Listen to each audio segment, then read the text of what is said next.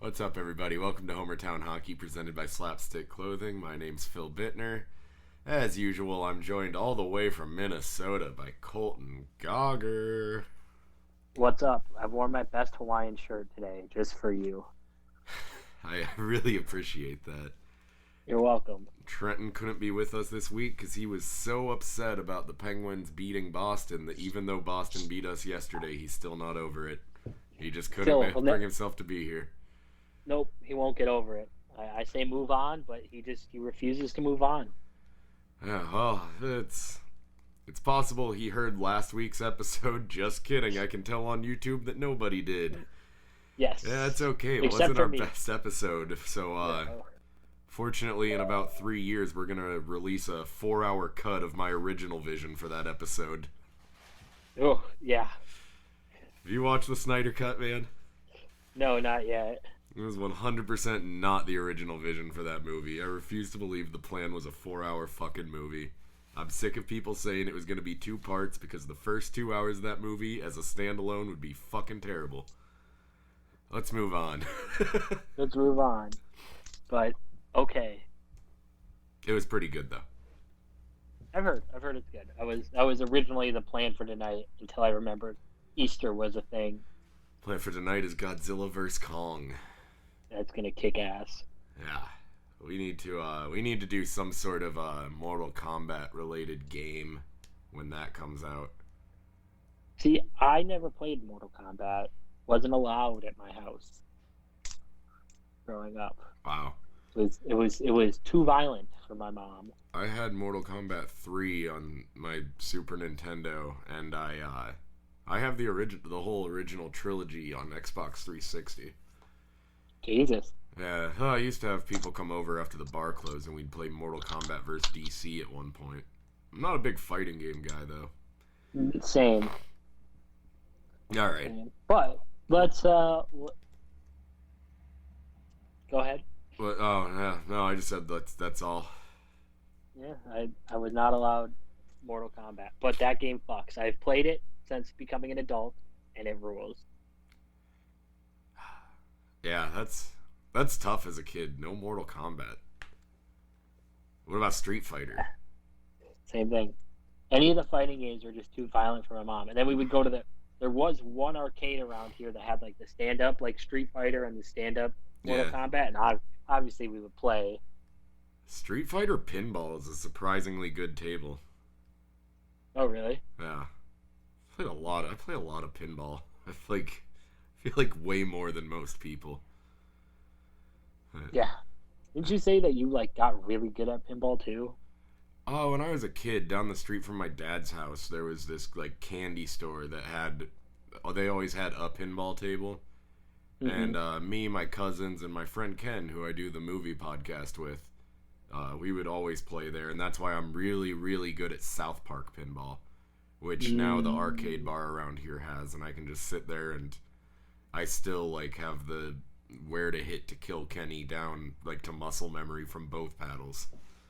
Jesus. Yeah, I could do like when it kicks the ball back out to you, send it right back to him. It's pretty useful life skill I've got. If there's ever a case where like someone needs to do really good at South Park pinball to save the world, I might come in handy. You're his guy. I'm like the Sidney Crosby of South Park pinball. Brandon Dubinsky thinks Ovechkin could beat me. We'll get into that. We'll get into that. But we'll start with the oldest news that we have, since we haven't gotten to cover it yet, and that is the Tim Peel debacle for the NHL. If you're not aware, on March 23rd, Tim Peel was caught on a hot mic in a game between the Predators and the Red Wings? Yeah, it was the Red Wings. Yeah, between the Predators and the Red Wings, Tim Peel was caught on the hot mic saying, "It wasn't much, but I wanted to get a fucking penalty against Nashville early." The audio leaked out. Everything kind of hit the fan, and Tim Peel has since been fired, quote unquote fired, by the NHL. Yeah. Turns out he was retiring at the end of the year anyways, but still. He was fired by the NHL. And have some thoughts on it, but I'll let you go first with what you seem to think about that. Oh, I gotta tell you, I am shocked to hear the NHL refs call penalties to keep the power plays even on each side. I never knew such a thing. This is so fucking stupid. It's such a Right. sacrificial lamb because the NHL wants to save face because you could hear it on live TV. Mm-hmm. Don't get me wrong, I overall think less Tim Peel is a good thing. Being like the Yes. longest tenured ref in the NHL and never having worked a finals game speaks a lot to his legacy. That's Speaks another a lot thing. to what the NHL thinks of him in general. Yeah. It's perfect for them that it happened to be the guy that was retiring in a month so they can just let his contract lapse. But, I don't know. I think the whole thing's pretty stupid. I mean, I'd enjoy it if it meant that refs were going to stop doing that, but, like, we all know they've been doing that for years, and everyone, for whatever reason, a lot of people are actually for it. Like, it should be, like, the more penalties you commit, the more fucking of a disadvantage you have on the power play, but, you know, like, Yeah.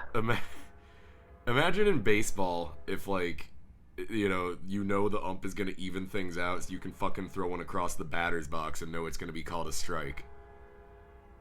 Mm-hmm. Like, the way that this is a hockey thing is so stupid. Yeah. Sorry. Downtown living. Know. That's through the window too, because they're coming right past my apartment. Good old Minneapolis. I told St. you for Paul, some. but Oh yeah. yeah. Oh, But yeah. for some reason, my phone for a while thought that my location was up there, so I just kept getting alerts about, like, crime reports in the Twin Cities, Right. and boy, y'all had a fucking wild winter. We had a wild winter and a wild summer. But no, going back to the Tim Peel thing, I'm here's where I stand on it. The fact that the NHL had the balls to act like makeup penalties aren't a thing Yeah, is hilarious. when and this is coming from a Larry Brooks article, when in the 2005 or before the introduction of the hard cap, the NHL almost encouraged lower payroll teams to take penalties and to even up games and all that bullshit, or even non-calls, like that whole thing. It was just ridiculous. And then to act now like it's a problem. They're like, oh, it's not a problem. It's an isolated incident.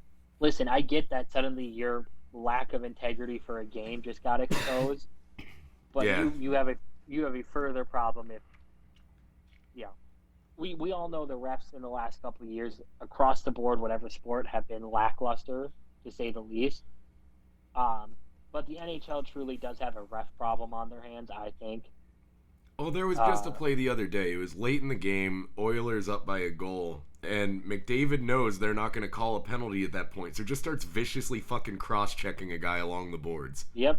Well, and again, I see it a lot because I do have friends in Toronto, but I see, and it's always on Twitter because Toronto media does this thing where it dominates, where it's just missed call after missed call after missed call. Same thing against Kaprizov. It seems like he just gets bullied up and down the ice, no calls. And I get that it's like, we're going to let him play. But there's so many blatant things that go uncalled. And then you have this instance where you have a ref openly admitting a marginal ticky-tacky makeup call. Was it even a makeup call, or because I feel like that's a difference? Is there did he feel that the penalty against Detroit in the first period was wrong, or was it just like evening it out? Because makeup call I can understand, but sometimes the way they keep them even is rough. He said reports say he felt like it was a ticky-tacky marginal tripping call that was made early. See, that's a little bit better than the times where they just don't want one team to have, like, a lopsided advantage in power plays. Right. Like, that's at least... I understand a makeup call, but Jesus, it was, like, almost a full period later. Right. Like, and it's, like you said, the NHL's integrity for lack... I don't want to say lack of integrity for the game, because I feel like the players and refs respect that game more than some other leagues do. But um, the integrity of the game got exposed a little bit for the NHL. Yeah. So, and I think that's the bigger issue in all of this. Yeah, I don't know. None of this was a surprise to me. I'm not, the whole thing's just performative by the NHL to shocked Pikachu react this. Yeah. I appreciate the face. You're welcome. But, yeah, it's dumb, and they got a scapegoat in the fact that they probably went and looked and go, when they saw that his contract expired at the end of the month or end of the year, they were just like, perfect. They fucking nutted. They were like, yes. And like I said, overall it's a net positive because Tim Peel is a fucking garbage referee. Tim Peel is everyone's, like, when you see that Tim Peel is reffing your game, you have to be bad for everyone on both sides to think that a ref is out to get your team. Right. I guess not really. Everyone thinks the refs are out to get them, it seems like. Right. I will say this before we move on. I think we can both appreciate the one truly great thing about Tim Peel's legacy is that he scored a goal with his testicles. Or the time when he got suspended a game for posted a picture of him doing a shot of tequila with Greg Wyshynski. Because of Wyshynski on the Puck Daddy blog. God, I love Greg Wyshynski. Yes. If you don't read Wyshynski, you should start. Except a lot of his stuff is behind a paywall now. But we'll probably all be behind that paywall next year once we all have ESPN Plus for the NHL. Yes, exactly. Let's get into some of the Department of Player Safety stuff, because I feel like there's a lot of stuff we can get into. Speaking of integrity of the game. Yeah. Ooh. I'll let you talk about the Curtis Gabriel and McDermott stuff, because that's something I completely missed. So basically, Curtis Gabriel from the Sharks goes after Curtis McDermott. It's before the game. He's going across the line trying to start shit in warm-ups. During the game, they actually fight. You love to see the instigator in something like this get his ass kicked. Even though I'm a fan of getting it started in warm-ups. I love that shit when they do that. Like, I know they shouldn't, and it's better if they don't, but I enjoy it. I think most fans do. But, yeah, McDermott got him pretty good in the fight. And then Coach Bob Boughner and Curtis Gabriel were each fined. And the Sharks have been placed on probation. This happened, I want to say, the 21st, the 22nd. 22nd. I know the probation ends March 22nd of next year. If the Sharks if they violate that probation in that time, there's a $25,000 fine. Which is weird because I really didn't know that teams or management or anything got put on probation if they're not named John Tortorella. No, that was something new to me when I finally did go look at it. I was like, what do you get put on probation? That's a interesting thing. Yeah, it basically means they're not allowed to start fights in warm-ups for a year. Should be pretty easy to avoid. Right. But, I'm sure they'd also catch the organization fine, like if someone left the bench for a fight or something. There's stuff like that. I think that's the only things I can think of that a coach would get fined for. It is weird to see the coach get fined. It was, yeah. That is interesting. I've only really, that I can think of, seen coaches getting fined, for being John Tortorella, basically. Not as in, like, Tortorella's targeted, just shit that generally only John Tortorella does. Or when a player leaves the bench, like if, you don't have a tough guy on the ice and someone goes after a star. I remember when we had Eric Goddard, he got the 10-game suspension for leaving the bench because someone went after, I think it was Brent Johnson in goalie, which didn't make sense to me because, as Rick DiPietro knows, Johnson didn't need help. But yeah, that's that story. No, he did not. No issues with any of the decisions made there, unlike pretty much everything else player safety did this week. Yeah, we'll start with, I think, I don't want to say cut and dry, but we'll use this one to get into it. Chandler Stevenson was suspended 3 games for elbowing Kings defenseman Tobias Bjornfoot in Las Vegas. I saw the hit. I think it was deserved of a penalty and a suspension. Yeah. I think this one's pretty cut and dry. The easiest one, I should say, of the group. Yeah. Yeah. It's kind of crazy. I believe he's a first-time offender for him to get 3 games. Yeah. Usually you'd expect 2. I don't have a problem with it being 3 games. I don't think that bigger suspensions for blatant elbows to the head is a bad thing.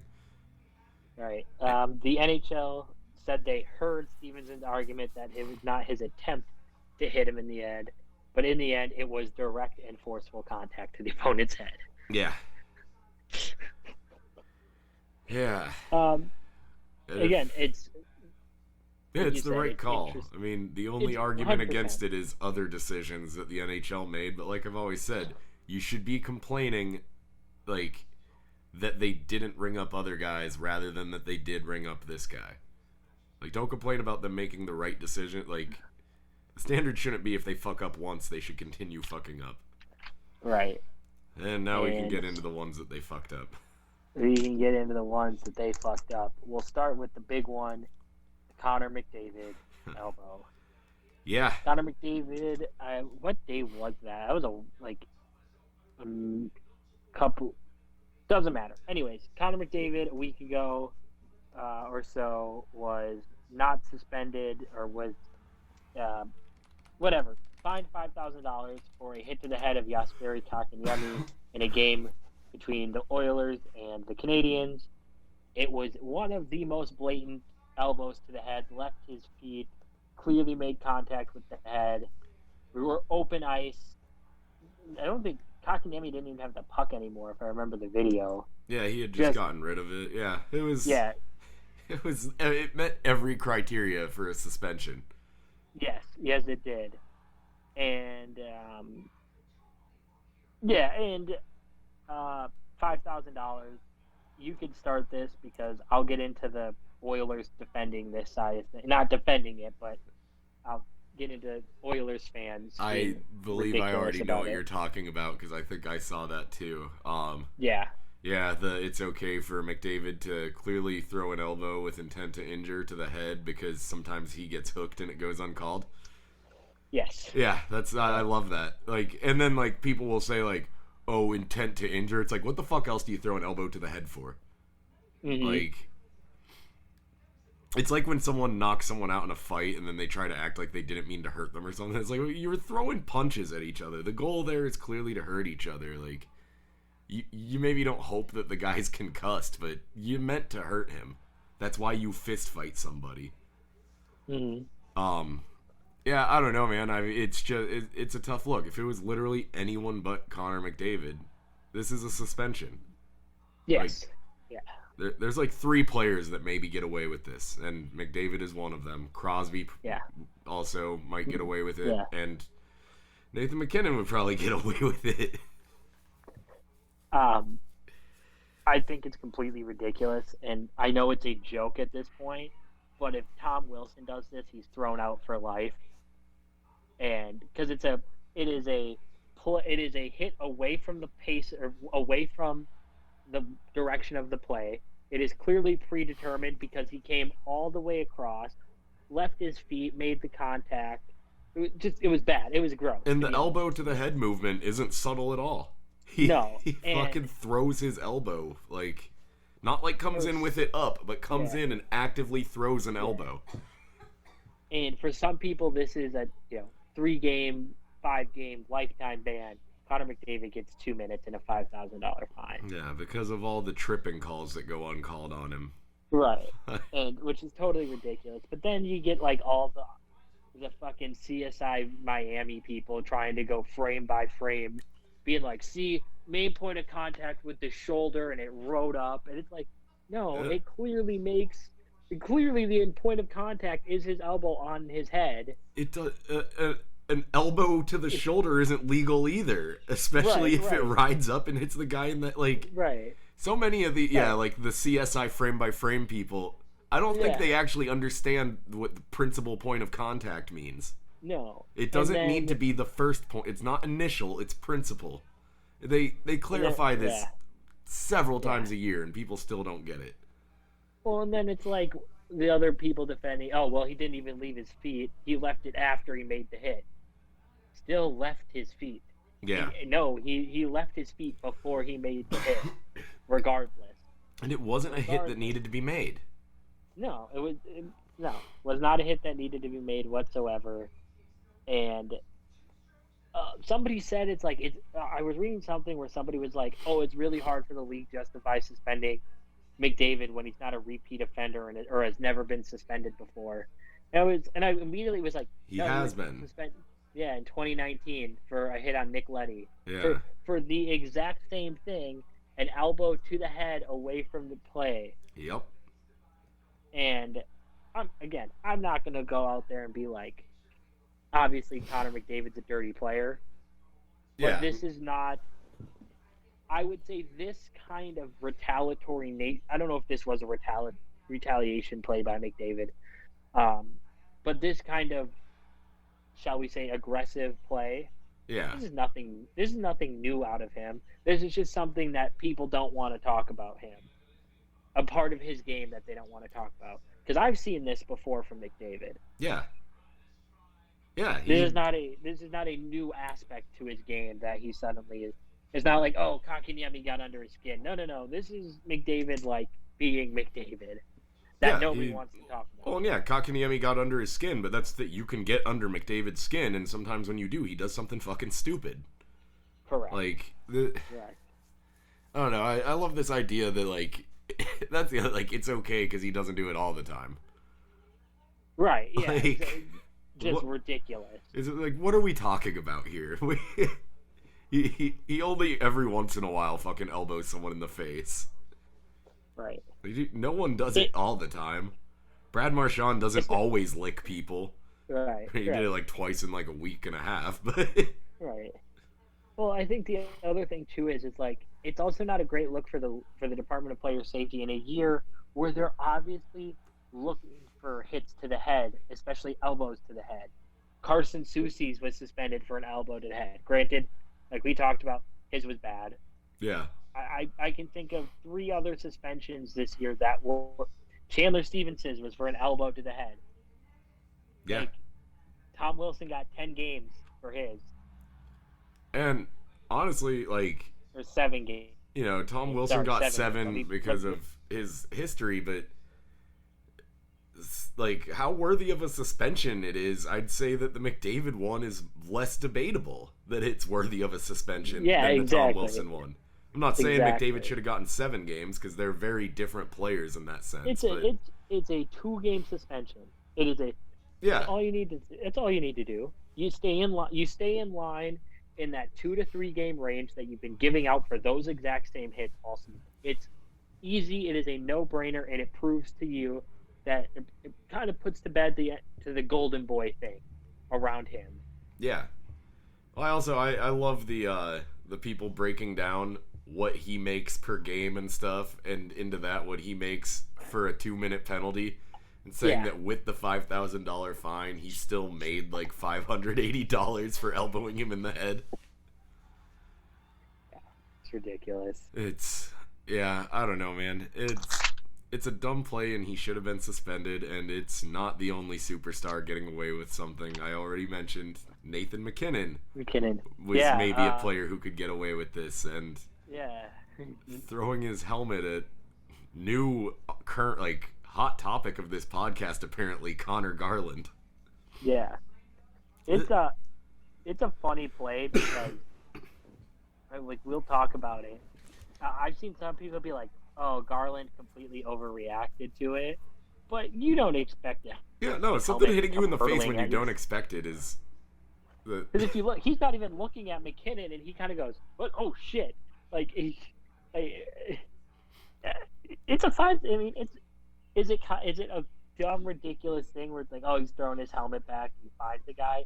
Yeah, but still, like, it's a fight, and I'm not putting it above Nathan McKinnon for him to say for he can say like, "Oh, I was just giving him his helmet back."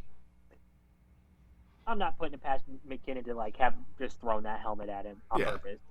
He did it underhand. I mean, it's not the biggest deal in the world, but No. it should probably be a game. Like, I don't even know about 2 games, but it should be a game. You can't throw a helmet at a guy. Like you said, his reaction of just being like, he just kept really? arms down, skates to Garland as he threw the helmet at him. Like, that's why it almost makes it like he was reacting like he really was just giving his helmet back. He wasn't just skating up to him, like, arms down, like he wasn't expecting Garland to be pissed. I do love, you can count on hockey Twitter for when one person makes a joke and it's pretty funny that he was giving his helmet back, for every single hockey fan in the world to then make that same joke. Same joke. Well, and it's like, the other thing, too, is I think he sees Gabe coming in to go after Garland right away. Yeah. Because, like, you could see him after Garland throws him down to the ice. You could see him, like, get up, like, ready to go, and then Landeskog's already there because Gabe Landeskog's a big old fucking bitch. And, I do not like the Colorado Avalanche or Gabe Landeskog. We do not slander Gabe Landeskog on this podcast. I like Landeskog. You don't know my Landeskog story, do you? I do not. Let's go real quick. I'll tell you off the podcast. All right. No, this is not a podcast. This is not a podcast story. Okay. It's a good story, though.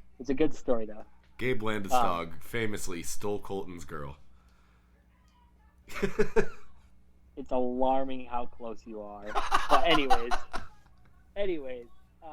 it's a weird, it's a funny thing. Like, it's a funny play. And to me, I'm like, fucking bitch, you got fined $5,000 for throwing a helmet. Like, get fucked. But also, the people who are like, that's the most ridiculous fine in NHL history. No, the fine we just talked about is the dumbest fine in NHL history. Yeah. Yeah, he should have got suspended a game. The play makes me laugh. It wasn't dangerous or anything, but you can't let guys throw helmets at people. No. You've got to set a precedent that this is at least a 1 penalty suspension. Like, I don't know. I can't remember who it was. Someone from Florida a couple years ago was fighting Letang, ripped his helmet off, and hit him in the head with it. I can't remember who it was. Myles Garrett? No.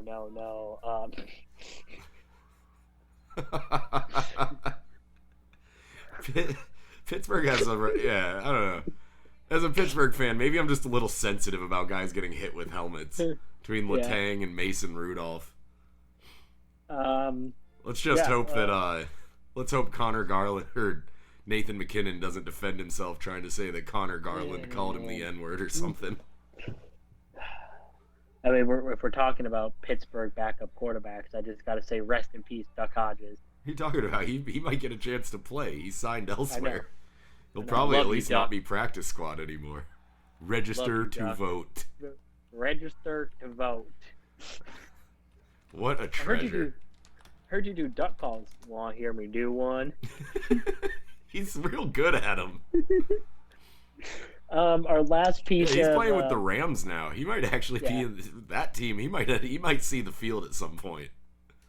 Mm-hmm. Oh God. Our last piece of Department of Player Safety thing is Sam Marin getting fined. You can talk about this one. Hold on. I searched Devlin Hodges because I couldn't remember what team he went to. He tweeted, "I wish the line 'Drive fast like Earnhardt' was in Eric Church's song 'Never Break Heart.'" What a fucking guy, Duck Hodges. Register to vote.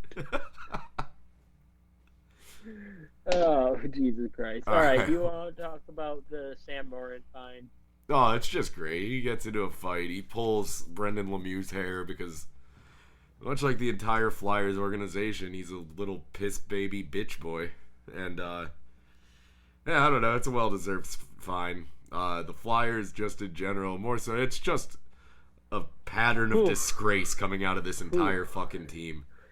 Yeah, we can. Charter Fart getting scratched. He comes into the season a favorite for the Vezina, ends up getting scratched in their 35th game against the Buffalo Sabres because the Flyers had to come back from down 3-0 in the third to not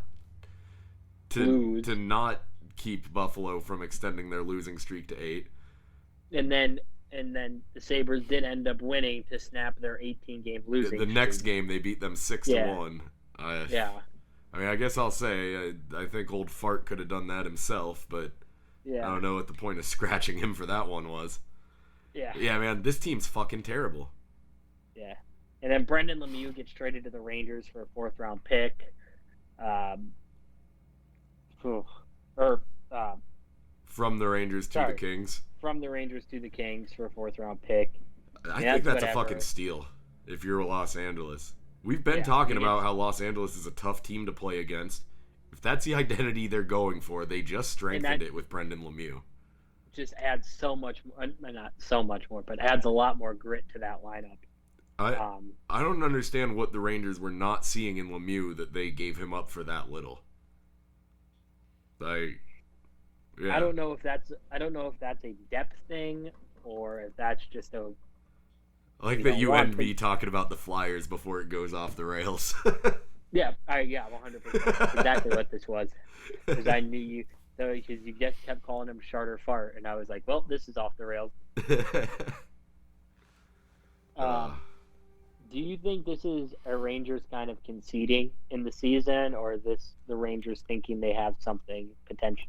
I mean, a 4th-round pick, what are you getting at that point? See, we were talking about this up at the deck the other day, and someone was saying what they have a feeling this is one of those, like, kind of handshakes to remember going down the road for a trade. Yeah. Maybe the Kings are willing to give a shot to a certain controversial defenseman at some point. Who knows? No. I don't think so. I mean, oh God, fuck that guy. We hadn't brought him up for 3 weeks. Yeah. Gonna go back to the Flyers for 1 second, and I'm gonna bring up Shane Gostisbehere clearing waivers. Your thoughts? I figured he would clear because it's $4.5 million. But at the same time, I mean, that's a pretty known commodity to be clearing waivers. You know, you'd think. I love how I just saw your camera slowly going up until it just completely went. I was like, I wonder when this is gonna drop. But yeah, I mean, you would think that someone would be looking at him with the deadline coming, being able to get a player like him for nothing, and think like, look at what he did his rookie season. Look at the fact that the Flyers haven't been putting him in a position to repeat how he played in his rookie year, and give him the benefit of the doubt for being injured. Yeah, I'm kind of surprised. Like I said, I would think that someone would think, you know, he just needs a change of scenery. Again, seeing what Shane Gostisbehere looks like at his best firsthand when he was in college, that kid is a fucking great player. Yeah. I don't know if his expectations were too high. He never got healthy again. His confidence is shot, whatever. But it's just... It's interesting to see the rise and fall of players, especially in a city like Philadelphia right now. Yeah. So like, interesting, you mean fucking amazing, but yeah, no. Those are your words, not mine. I mean, yeah, dude, his rookie year he was great. Great, fantastic his rookie year. Yeah, the thing is though, the Flyers haven't been putting him in a situation to repeat those numbers. No. Never. And how much of this comes down to AV in the long run? Because I know we talked about it a little bit, but you have kind of a stolen take about AV. Oh yeah, just what Down Goes Brown said about how he comes in and makes a team immediately better, and then they start declining. And that's exactly how it played out with the Flyers so far. Right. It's not like, you know, they have the roster. They could come back. They have been banged up. But, I don't know, like we were saying, you know, Chuck Fletcher, AV isn't his guy. No, he's not. No, he is not AV's guy. Or Chuck Fletcher. AV is not Chuck Fletcher's guy. Personally, I think there is a guy down the bench that Chuck Fletcher has already fired once in his career that Fletcher would pick over AV right now, and that's Mike Yeo. Stanley Cup champion Mike Yeo. But, I mean, they have a history. Chuck knows the kind of players that Yeo would want. Yeo knows what Chuck wants. I just don't know And with the injuries the Flyers have had if you fire AV yet. I think, and we've talked about it, I think when you were picked by not just this podcast, but I think a lot of pundits in the NHL stratosphere picked this team to potentially win a Stanley Cup. Yeah. And I think at this point you're past injuries at the way where they're at right now. And they're not the only team dealing with missing key players this year. Every team has had to struggle between COVID or we've talked about several big, you know, Tampa is still, they just got passed by Florida, but Tampa's second in their division without Kucherov, who I would say is their best player. And he's just starting to skate again. Yeah. I mean, to bring it up, I know me and you talked about it a little bit, but you brought up the subject. In a year where the Wild are having an unprecedented success, Marcus Foligno and Zach Parise are both hurt. And the one that the Wild are missing more than anybody is Marcus Foligno, not Zach Parise. Like, that's fucking crazy. You know, Penguins have been up and down health-wise. They've stayed relatively healthy, but Zucker missed some time. Yeah, Malkin is not eligible to return until the 16th. Teddy Bluger on injured reserve. There we go. Got our Teddy Bluger drop for the episode. And I didn't have to shoehorn it. We got our Zucker drop. We got our Zucker drop. We got our Bluger drop. There we go. Let's go. Yeah. I mean, Brian Rust missed a significant part. Or wait, no, he didn't. This year. Never mind. No. Rodriguez missed. I mean, again, like you said, you don't expect Rodriguez to be an everyday part of this lineup, but still, he's a piece. That missed time. Yeah, that's the thing.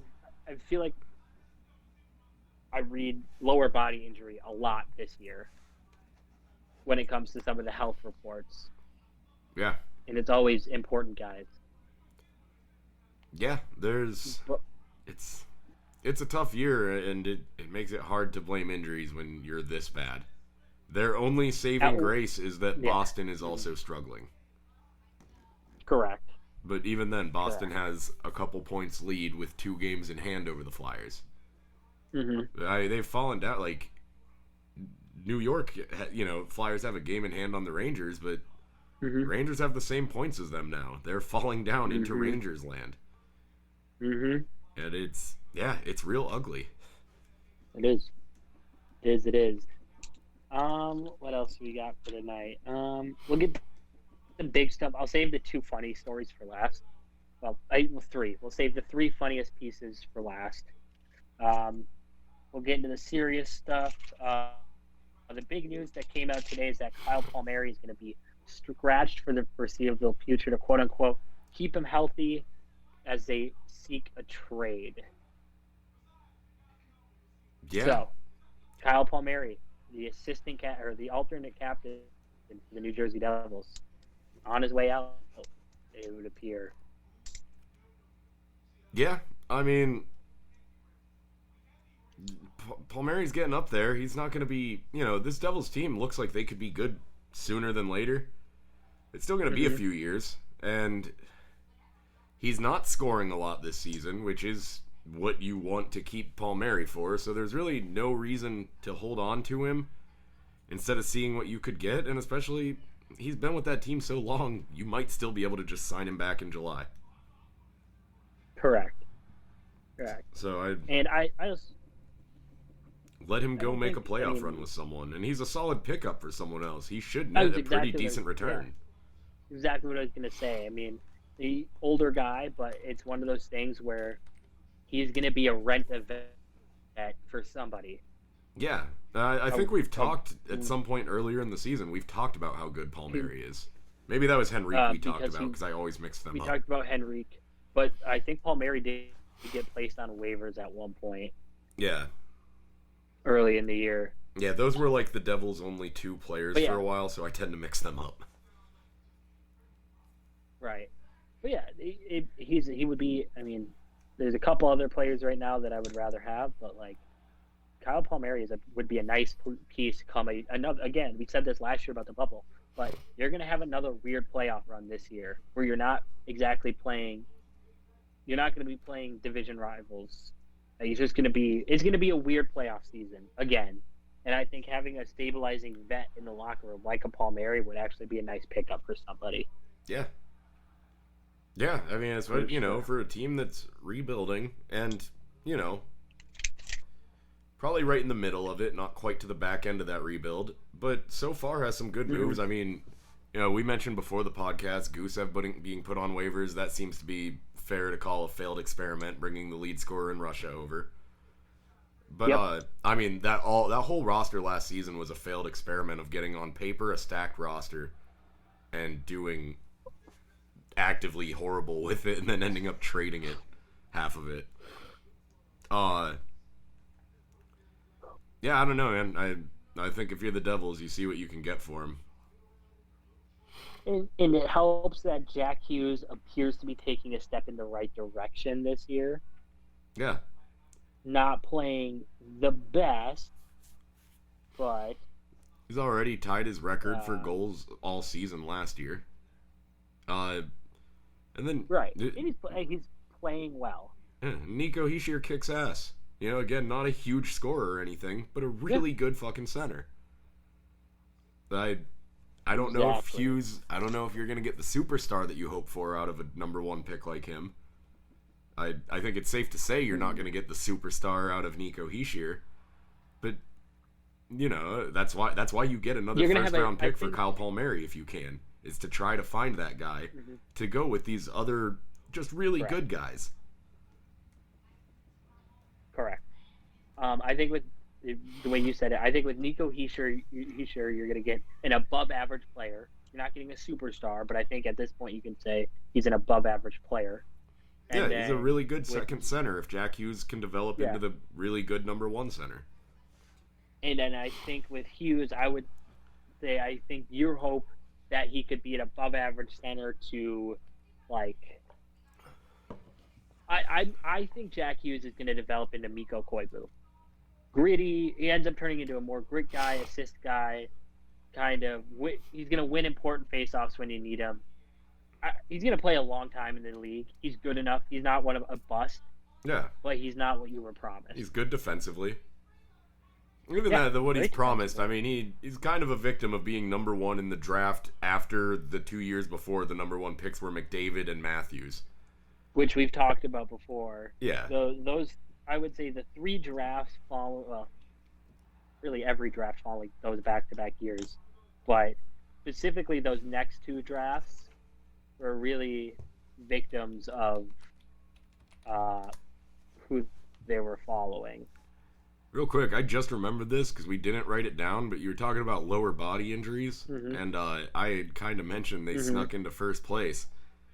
All the concern that Aaron Ekblad being out for the year was going to hurt the Panthers, and then they turn around and continue a 6-game winning streak now and take first place in the division. We should mention that Aaron Ekblad is out with a fractured leg for the rest of the year. He broke it like a week ago. Yeah, So, that was a pretty had to big get oversight stretchered on off us the to ice. forget that one. Yep. Had to get stretchered off the ice. It was very scary. I don't like watching legs bend in that direction, especially in a court like where. Yeah, it's not good. Yeah. Oh, and also, if you're Florida, it's like hauntingly familiar to Vinny Trocheck just a few years ago. Exactly. Oh. Exactly. That happened a couple times. That year, like within 2 weeks, it happened to Justin Schultz in Pittsburgh, Vincent Trocheck in Florida, Yep. and Alex Smith in Kansas City. Or wait, Washington. Oh yeah, Washington. There was that weird week where it was just like leg injuries, severe leg injuries in every like Yeah, across the board. yeah, NHL and 2 in the NHL and 1 in the NFL. Mm-hmm. Yeah, that was a brutal week to have YouTube. Another player that year tore his ACL, and there was like some doctor who came out and said like, "This is the worst year for severe leg injuries that we've ever seen." Like, people's bodies are like blowing up and shit. Yeah. Yeah. So this year, there was a lot of talk like maybe that Florida kind of falls down into like the 3 and 4. I think they've banked too many points.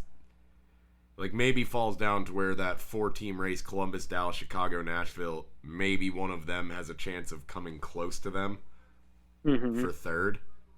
If one of those teams heats up. But yeah, 6-game win streak. The Panthers are fucking great, man. They're fun to watch too. Yeah, they are definitely one of the more they're exciting. They push the puck. They're offensive, and that's a big one. What do you do about Chris Driedger? Ooh, I don't know. It's a good question. Bobrovsky is playing better. The thing is, yes, he is. Who out there has a reason to be buyers at the deadline that doesn't already have a goalie? I think me and you talked about this a little bit. What's the harm in treating him as an in-house rental? Yeah, and that's what I lean towards because he's, Bobrovsky is starting to get, all the starts again. And we're back to him, like, Driedger in a backup role, which is huge for Florida to have their $10 million goalie finally playing like that. Mm-hmm. Yeah, Driedger, pending unrestricted free agent. But I lean with you. Like, it's okay to keep, like, why is it, like, it's okay to give things up for a guy who you're going to let walk away for nothing, but it's not okay to let the guy you already have walk away for nothing without giving something up? I think teams should not be afraid of getting them, like... just letting a contract expire and getting a playoff run out of a guy, especially when you're Florida and haven't had a playoff run in a very long time. The one time they made the playoffs, they got fucked up by the Islanders, the Yager year. Right. Well, remember the 90s year. I'm talking about in recent times. Oh, okay. Yeah, no, Year of the Rat's a whole different thing. Yeah. My thing is this. I think GMs are too afraid to be looked at as getting nothing for something. I mean, dude, here's the thing. You're going to lose him. That sounds like the inevitable here. Yeah. He's gone. Whatever way you slice it up. Get something for your team that actually is going to matter now. What is the harm in saying, listen, we're not bringing you back next year. We're going to let you go to free agency. Give us your all for the next 2 months. Help us maybe put something special together. And then we'll make sure if somebody's like, hey, what do we think about Driedger? We'll help you get paid. We will make sure you know what I mean? Oh, and plus the idea of having a good backup goalie, because I know he was good his last year in Columbus, but let's not pretend that Sergei Bobrovsky has an illustrious playoff career. No. He's been actively fucking terrible in the playoffs most of his career, He'll be a Vezina contender all year and then turn into a pumpkin in the playoffs. So here's the way I look at it. Look at how Columbus treated Korpisalo last year in the playoffs. Yeah. Because there was that whole thing where everybody's like having a great year, and it's like, damn, it's a shame Columbus isn't going to keep this kid. Yeah. And had a ridiculous playoff, and guess what? At the end of the day, Korpisalo re-signed. Yeah. Well, especially Florida, it's not like you're letting him walk for nothing and you're screwed. You have Spencer Knight in the pipeline. Yeah, who just did not look good in the Final Four, or Frozen Four, but whatever. Yeah. Well, it's literally the only game this year he didn't look good. Yeah. I mean, I don't think, like, if you're Florida, you hit the panic button on one game just because it... No,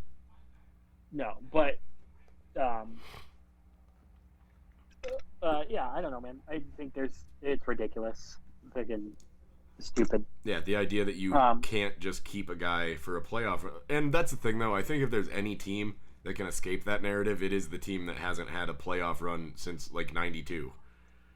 Right, exactly.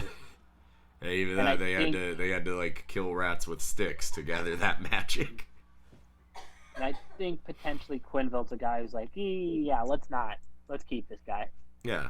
Well, and, like, you look at Columbus, like, with Columbus, I guess, how they kept, specifically Bobrovsky, they kept Bobrovsky and Panarin to make that playoff run. And they won the first playoff series in franchise history, upsetting the Lightning. Probably the biggest playoff upset of our lifetime. Sweeping a team. I mean, you're talking about a team that tied the record for points in a season, getting swept by an 8 seed. Yeah, I think there's only a couple that I can think of, and it's those President Cup Capitals team losing in the playoffs every year. Yeah. And, it's one playoff round win, but for a franchise starved for any level of postseason success.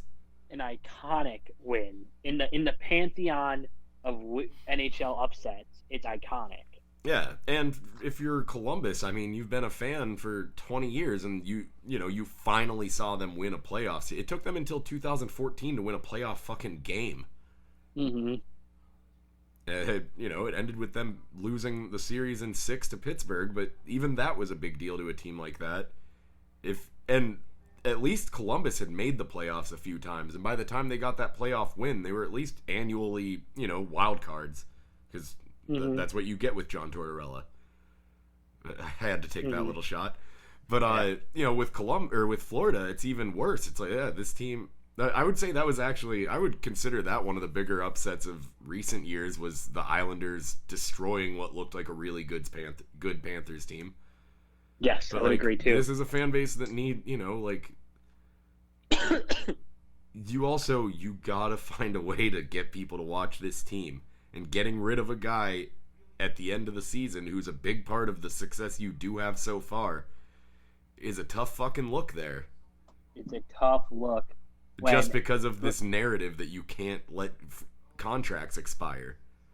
And I will, I'm not banging a drum here. I'm just more saying, at some point, if the attendance and TV contracts don't go up in that market, specifically the Sunrise market, not the Tampa market, because we know the Tampa market's going to crush. But specifically that market, at what point does the NHL kind of take a look at what's going on here? And there's a really easy way to make the NHL hold off on that conversation for a while longer. Well, and you expect a boost in ratings with ESPN, and that's more people seeing a stadium that's laughably empty. Exactly. It's not a good, we're talking about a league that is fucking bending words to try to say that Buffalo isn't on one of the longest losing streaks of all time because there's some overtime losses. Right. You know how I feel about overtime losses not getting treated as real losses. Mm-hmm. Again, I quote this guy a lot. Down goes Brown. His thoughts on it, he said, you know what, if you think that like them going into overtime against Philly, that wasn't just another loss and like their 18th loss, go up to one of those players from Buffalo after that game and say, hey, congratulations on snapping the losing streak after the overtime loss, and see what they fucking say. Right. See if they don't consider it a loss. But anyways. Right. Well, we'll move on from this. Right. Well, we are on the subject of the Panthers, but we were. The Blackhawks traded for Vinny Hinostroza from the Panthers. For Brad Morrison. Correct. Never heard of Brad Morrison. Nope. Vinny Hinostroza, welcome back. Yeah, no, you love to see it because Chicago bringing back old players has worked very well for them in the past. Right. Stan Bowman, just when I'm starting to defend him and point out that, for his mistakes, he has put together some Stanley Cup teams, and, the Blackhawks consistently have guys in the Calder conversation. And then he does this. Ooh. And you go and totally redeem yourself. Yeah, that's what I was getting at. No, I didn't realize that Hinostroza only has 260 or 255 NHL games. Really? Yeah. That is. Does it? His first season, he played 7 games in the 2015 to 16 season. He's one of those guys that feels like he's been around way longer than that. That feels like a way longer. Why in my head was he not only 27 years old? He just turned 27 fucking yesterday. Right. He got traded. Wait, did he get traded on his birthday? Or the day before his birthday? Yes, he did. Oh, wow. I didn't realize that. Yeah, he got traded the day. So he spent his birthday moving from Florida to Chicago. Some of the nicest weather in the world to... Man, have you been to a game at Wrigley? Yes. That wind is fucking brutal. Brutal. Absolutely brutal. Oh. Good pizza, though. Good pizza.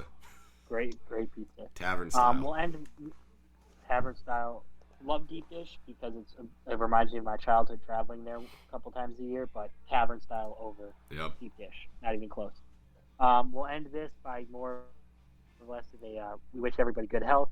But as of today, over half of the Canucks roster is diagnosed with COVID-19, including a couple people who have variants of it.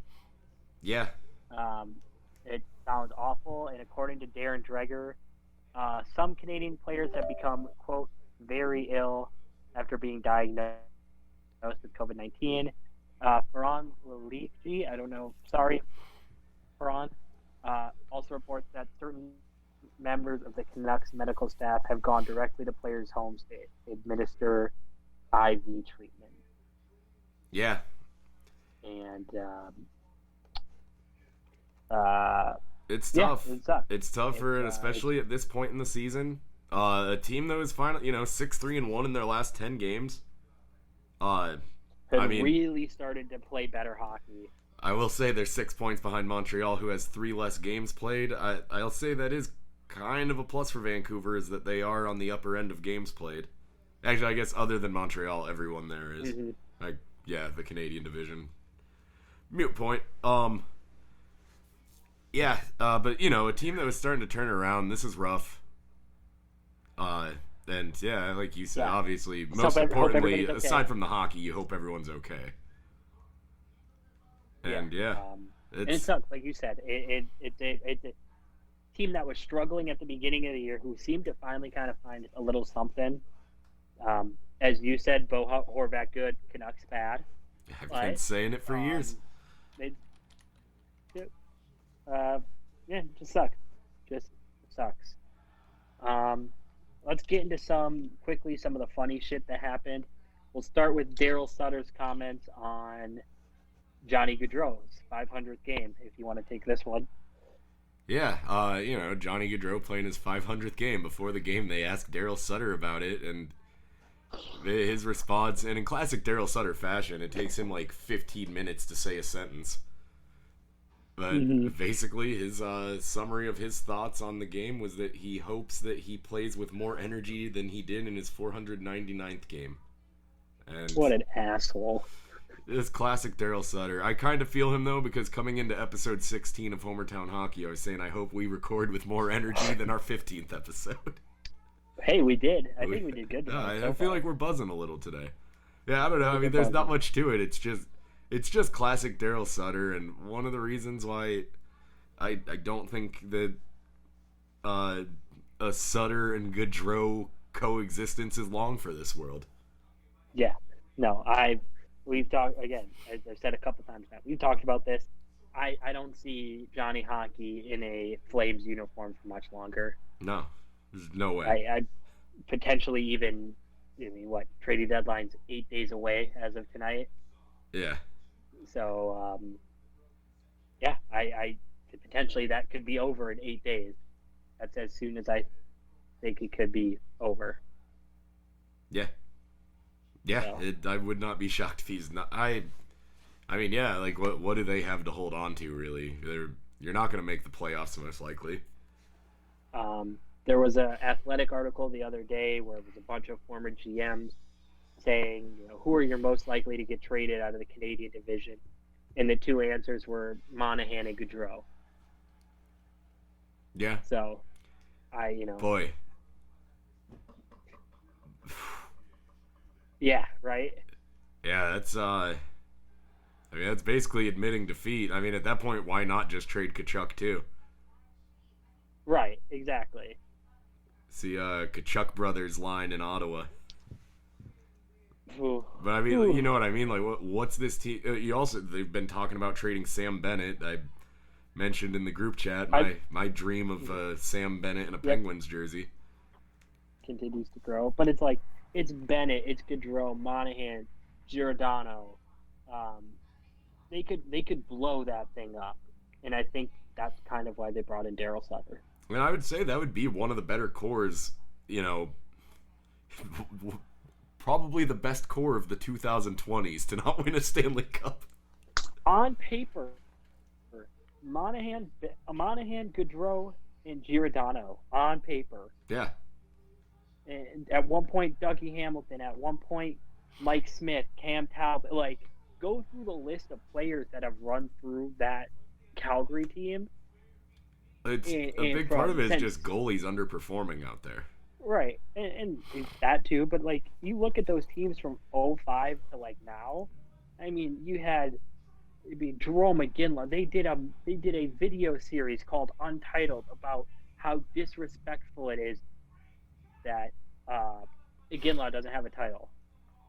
Yeah. Like, it's mind-boggling, and in the last decade and a half, some of those Flames teams have been really fucking good. Oh, they for a long time had, I would say, the best defense in the NHL. I would agree. Like, it was, them, and sneakily, so did Buffalo for a little bit right before the Dahlin draft. But, it's tough, man. This is a team, too, that was great at the beginning of last year. Yeah, maybe I'm thinking of 2 years ago. But, yeah, they started off last year really hot before the bubble. But they were looking really good before the pandemic hit, and then, like, the last 3-week lead up to because they didn't make the bubble, did they? Calgary? Yeah. Yeah, they were in the top. They weren't one of the 7 teams out. No. I don't think they made it past the play-in round. I don't. That's what it was. But it was like that month then leading up to the bubble, and then coming back into the bubble, they were fucking awful. Yeah, it was. Let me see here. They played in the first round. They were the first. They played Dallas. Yep.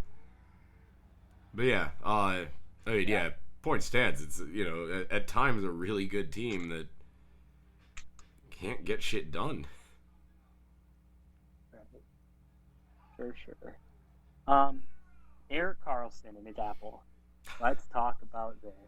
I love it. So in a press conference after a shootout win against the Wild for the Sharks, a game in which Karlsson had 2 goals plus the shootout winner,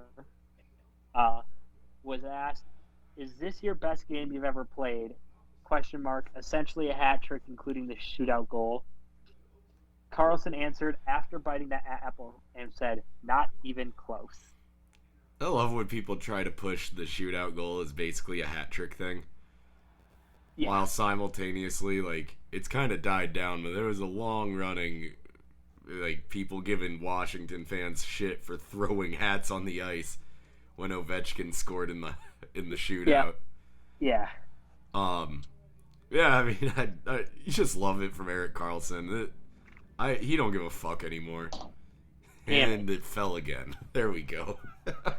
Well, and it wasn't his only Apple-based antics of the night.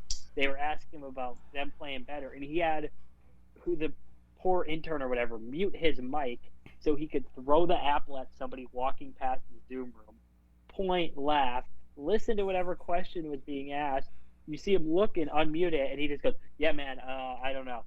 We play well."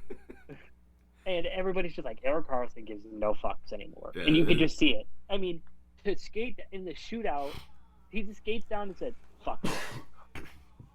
Fucking just bomb past Cam Talbot to win in the shootout. Like, he just doesn't care. In the hierarchy of Eric Carlson moments, do you put this above or below dressing like a pirate with Victor Hedman at the All-Star game? Above. This goes way above. It's close. But just the authority of which he ate the apple and goes, not even close. Not even close. And then just continues biting, and like just mic'd up perfectly too, where you hear like almost like cartoon sound effect. Yeah, good noise, good sound effect there. Thank you.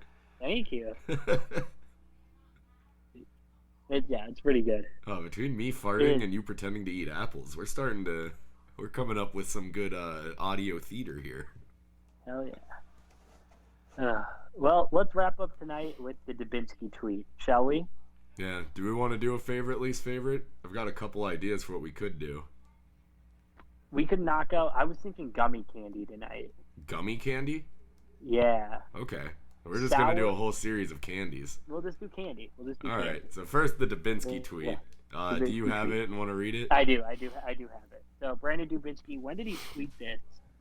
I didn't see a date published, but it must be recently, right? Yeah, it was over the week. Yeah, it was like Thursday or Friday. So this is for Brandon Dubinsky. Listen, Crosby is better than me. I never said he wasn't. He obviously is one of the best ever. It was Ovi versus Sid. None of you played in the NHL and know how hard it is to score in the NHL. 724 is insane.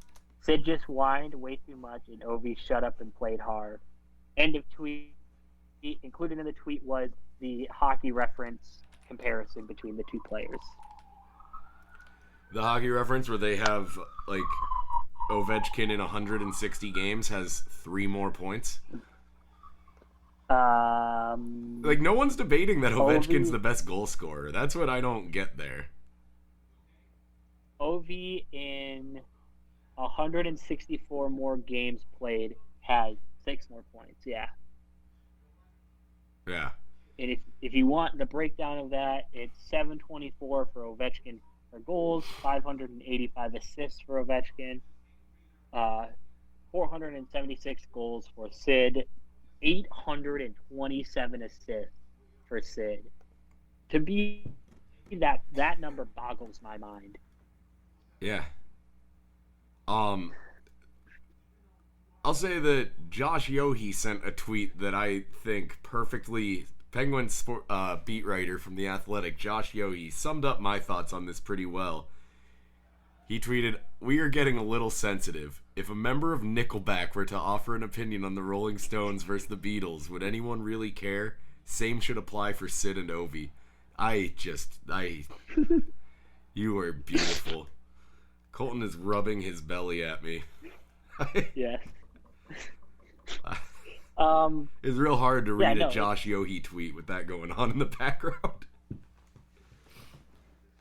But yeah, that's what I don't get. Like, I mean, yeah, it was a dumb thing, but like, I don't give a fuck what Brandon Dubinsky says. So I don't care what Brandon Dubinsky has to say, but thanks for saying it, I guess. Yeah, like, who asked for this tweet? Like, who was sitting around like, man, I can't decide if I think Ovechkin or Crosby is better. Can someone get Brandon Dubinsky in here so I could get some clarity on this? And don't Dubinsky and Sid have, like, noted beef? Oh, yeah. Their entire fucking careers. Yeah, exactly. This is not... To the point that Sid jumped him at one time. Right. So, here's my thought with this. Part of it is Dubinsky trying to just, like, stir that pot a little bit. But also, it's like, I think at this point we've known for a decade that Ovechkin's the better goal scorer. Yeah. So this isn't a debate anybody's having anymore. This isn't a debate. They're gonna. The debate that we really should be having at this point is which one would you rather start if you're franchise? Which one would you rather start? You know, Who would you pick? Yeah, and Would you? I mean, and the Penguins and Capitals kind of answered that, and one of them has 3 Stanley Cups since their rookie season, and one of them has 2 or 1. One, and one of them had to have an insane run by a really hot goaltender to do it. Yeah, because one of the most overrated saves in NHL history. It was a good save. It was a good save, but it was what you do in that situation. You flop your stick down. It wasn't like something we've never seen before. The save. Right. The fuck out of here, Pierre. When Pierre Maguire's trying to name your save, Jesus Christ. Yeah, and the part of that too is it's because it's Ovi. Yeah. You know what I mean? It's Ovi getting his cup. And like, you know, once they beat us, I was kind of like, all right, I hope they win the cup here because they finally beat us, and if they win a Stanley Cup, then they never have to do it again. I look at Ovechkin as the Brett Favre of the NHL. Ovechkin is the Brett Favre, where Ovechkin's going to have all the records and do great things, but he is probably going to end up with 1 championship. Yeah. And much like Brett Favre, it's like he is kind of like a one-trick pony, but that one trick is pretty fucking good. Being pretty much automatic for 50 goals a year is a pretty damn good trick, just like for Brett Favre. As a quarterback, being able to fucking throw the most touchdowns every year is a good trick. Yeah. And that one trick is going to get him in a Hall of Fame. Yeah. The one-trick pony thing is irrelevant unless you're talking about in comparison to best player with Sidney Crosby. Yeah, and I've said this for a year. I'm not a Sid fan. Like, I am a Sid fan, but I'm not a Sid, like, you know, I don't go to Sid. Like, I don't know how to word this, but it's just like, for me, I'm like, yeah, Sid's Sid. Like, I'm not going to kneel at the altar of Sidney Crosby because I know how good he is. Yeah. He's maybe the best 200-foot player I've ever seen. Yeah. He's up there. And again, if we're gonna go back to the originality of this, is like, fucking thanks, Dubinsky. We fucking know. Yeah. But I feel like the Sid Ovi debate was settled a decade ago when Sid led the Penguins to back-to-back Stanley Cups. Yeah, that was not a decade ago. The 08-09 where they back-to-back finals appearances. Yes, yeah. Yes, that's what I was meaning to say. Okay, but yeah. You get what I'm saying, right? Yeah. It was. Yeah. Oh, and the dueling hat tricks game. Yeah. In the Penguins, they both had a hat trick, and then Washington wins in overtime, and still couldn't beat them. And the other thing too is how good were some of those Capitals teams from 2006 to 2014, 15, whenever they won the Cup. Yeah. Some of those Capitals teams were really good. Well, and there's always the teams around Crosby argument, and fuck that. I don't know, man. Crosby didn't have someone of Nick Backstrom's caliber playing on his line all those years. Nick Bonino is a 2-time Stanley Cup champion because of Sidney Crosby. Okay? Well, no, the Penguins are partially back-to-back Stanley Cup champions because of Nick Bonino. That HBK line was not. I'd say he's a 2-time Stanley Cup champion because of Phil Kessel and Carl Hagelin more than Sidney Crosby. Granted, they gave Crosby the Conn Smythe for both of those. You know what I'm getting at, though, right? Yeah. Yeah. Yeah. Well, I mean, Chris Kunitz has 4 Stanley Cups. Yeah, he does have 4. Yeah, the one in Anaheim first. Yep. Yeah, that's another. I did mention Stanley Cups, but I'm not saying that. I'm saying as far as which guy you want to start your franchise with. Oh yeah, I know what you're saying. Because I do kind of hate that because if we're using Stanley Cups, then you better be ready to say Chris Kunitz is better than Sidney Crosby too. Mm-hmm. So he has 4. For sure. Wow, what a trade! Ryan Whitney for Chris Kunitz. Oh god. Oh, man. Yeah, I don't know. We'll wrap this up by just saying thanks, Brandon Dubinsky. Yeah, no, we really needed this take. Yeah. But yeah, it's one of those. When you told me about it, I looked at my phone, read it, and was like, okay. Yeah, who was wanting to hear Brandon Dubinsky's take on a decade-old fucking debate. Mm-hmm. All right, let's get into how we end every. We're gonna rip through this tonight. Yeah. My phone is dying. Overrated, underrated. We will do gummy candy. So I'm gonna allow both sour and non-sour candy. Okay. And I'm going to say it doesn't have to be strictly traditional gum. Like it could be like Swedish fish and shit. Yes. Okay. Correct. All right. So, go ahead. All right. So favorite. Yep. I think I gotta go sour octopus, man. From the trolley. Yeah. Yeah. That's pretty fucking good. It's tough. I mean, I talked last week about gummy snake. That's up gummy there. Snake is just a good one. The comically large ones that like you just feel your teeth sinking through. I'm looking at a 26-pound edible gummy snake right now. You know how much it costs? How much? $149.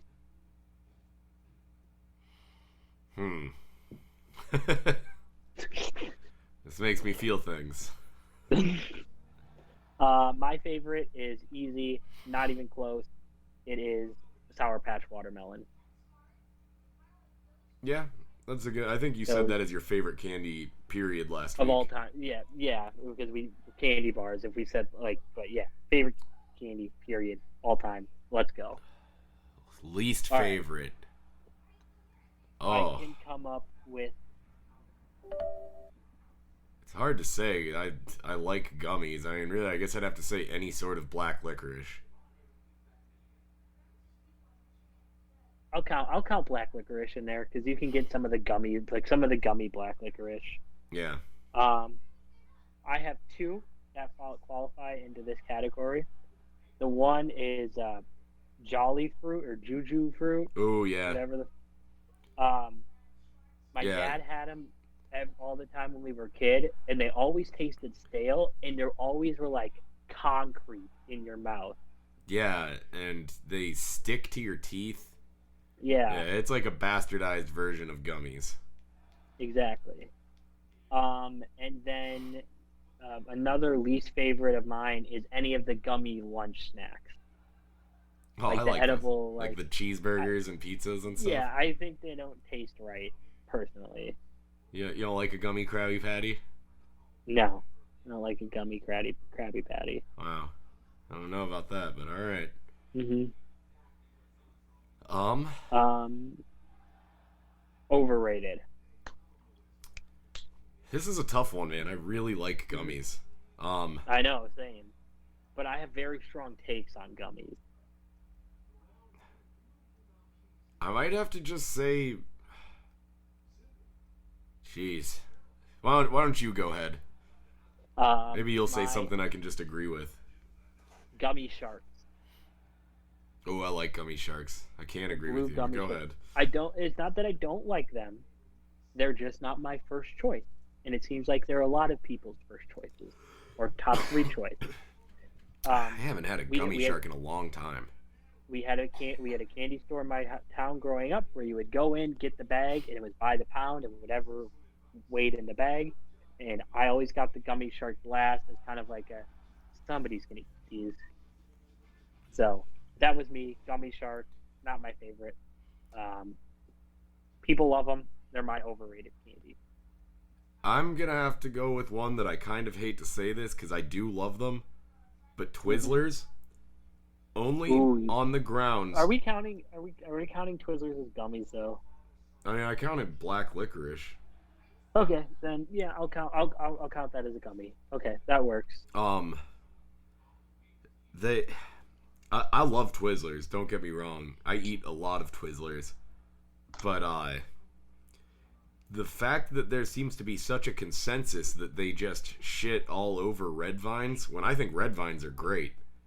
I'm a Red Vines guy, but you ever drink Jack and Coke through a Red Vine? I've been drunk before, yeah. I don't know. Not everyone drinks through Red Vine. Is that like exclusively how you drink, just through Red Vine? No.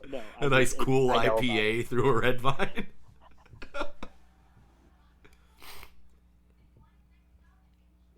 No. Have you ever had the rainbow Twizzlers? The like actually flavored Twizzlers? They don't come in anything but the big bag. Yeah. They're like the act. Those are an elite. Those are elite to me. All the different flavored And Twizzlers, like I love Twizzlers. They, the I yeah. variety ones like watermelon Twizzlers. Mm-hmm. Um, I mean, cherry's my favorite. Cherry's my favorite for anything. Twizzlers nibs. Twizzlers Nibs Crush. Yeah, and that I think that actually the fact that the nibs exist strengthens my argument that Twizzlers are gummies. Yeah, for sure. I'll accept that. It's really good. You ever had I can't think of the brand, but like the big puffy licorice that you can get. It comes in like little segments. It's like the kind of candy they always have at hardware stores. I guarantee you, No. Menards has them. Oh, they're like they're not Twizzlers, but they're like They're like licorice bigger. bits. Yeah, Yeah. they're like puff. They look. Yeah, Yeah, they're kind of bigger, a see-through. little puffy. They give you that tooth feel I talk about with like a good thick gummy. Yeah. Man, those things. I think Yeah. it's marketed as gourmet licorice, and honestly, I'm Yeah. not mad about that title. You know what actually fucking rules? If you go to like not hardware stores, but like outdoor places like Cabela's or Bass Pro Shop, and they have like their Twizzlers, like the old fashioned licorice Twizzlers, and Yeah. they're a little sweeter, but they just fucking rule. Yeah, and they always have like every flavor you could ever think of. Yeah. Mm-hmm. Yeah, my stepdad was a hunter, so I've had a million different kinds of Twizzlers, like or not Twizzlers, but different licorices that look just like Twizzlers but different flavors. And oh man, Yeah. like I didn't think I needed to try blueberry licorice, but it turns out it fucks. It does. All right, so now on to least favorite, or not least favorite, underrated, right? Yeah. Underrated. Go ahead. Oh, so this isn't my answer, but one thing I do think is underrated. It's a stretch to call it a gummy, but the Nerds rope with the big, basically licorice The, down the middle with Nerds stuck to it. have you had the Nerds clumps? No, is it They're basically like essentially Nerds rope it is bites? Nerds. Yes. Yeah, that sounds real good. Yeah. Um, They kick out. Man, underrated. I don't know. 'Cause I guess I don't really know too much about like people's opinions on different gummies. I have to be gummy snake because no one gets it, and people act like I'm gross for eating that much gummy at a time.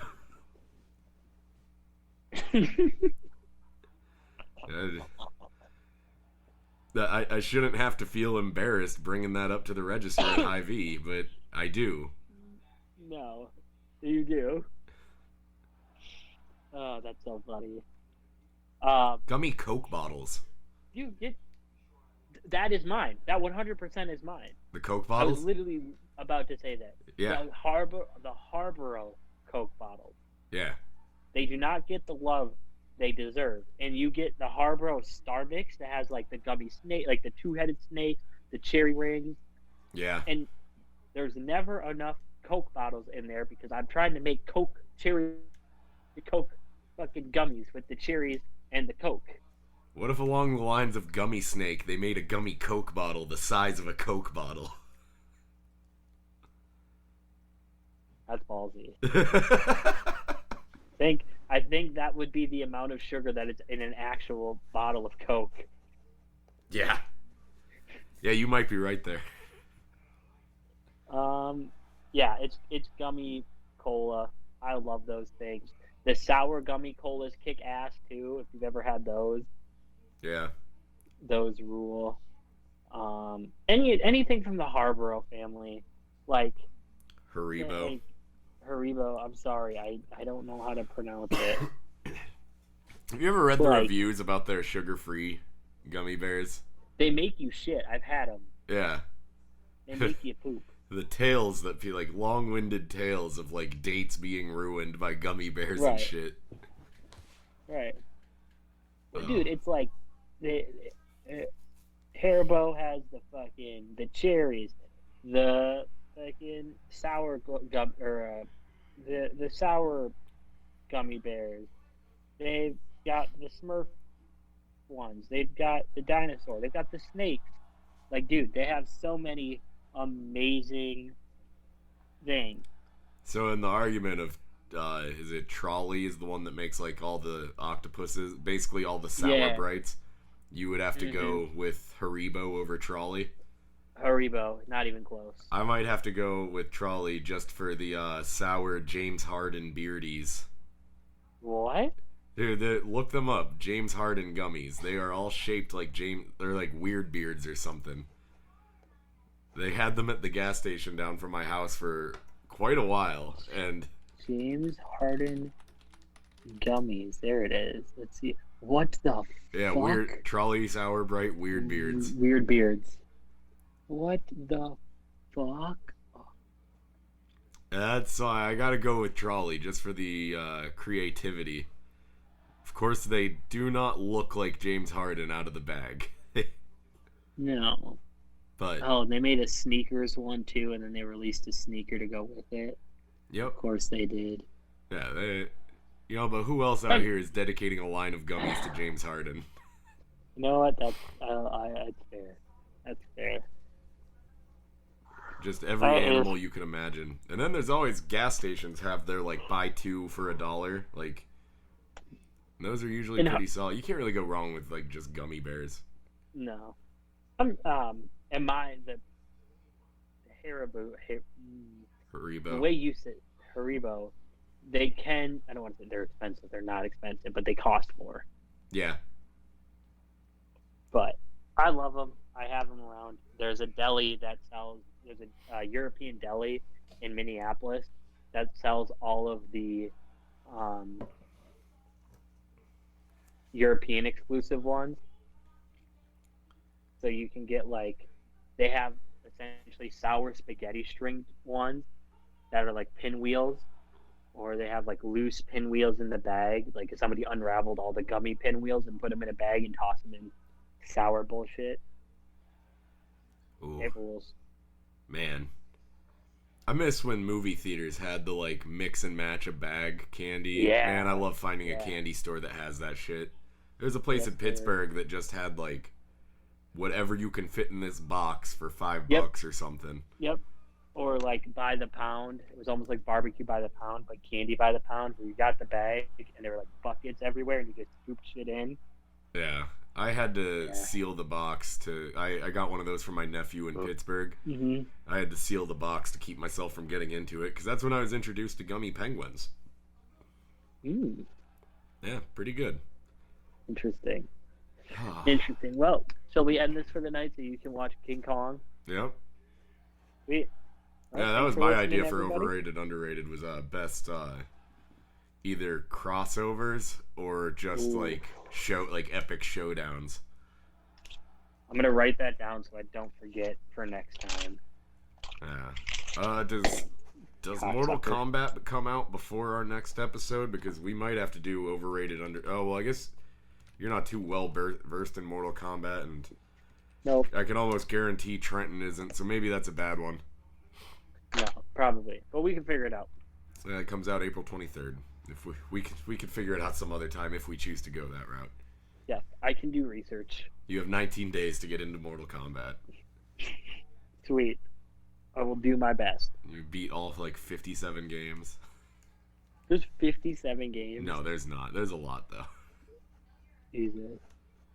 All right. Well, thank you for listening. Go check out Slapstick Clothing, and hit up Jake for any needs that you might have. Any 20% needs. off. Yep, any needs, 20% off. Swipe up. He'll let you know. Yeah. So, yeah. Go Pirates. Send us out of here. Yeah. Peace, fuckers. I'm sure Trenton Fuller approves of this message. He doesn't.